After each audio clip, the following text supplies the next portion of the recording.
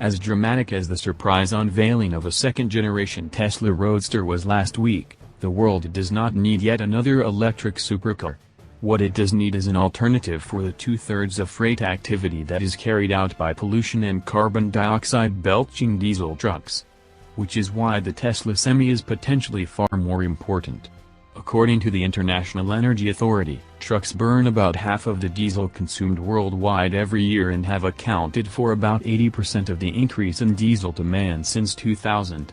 If that trend continues, diesel trucks alone will be responsible for nearly 10% of all energy-related carbon dioxide emissions by 2050.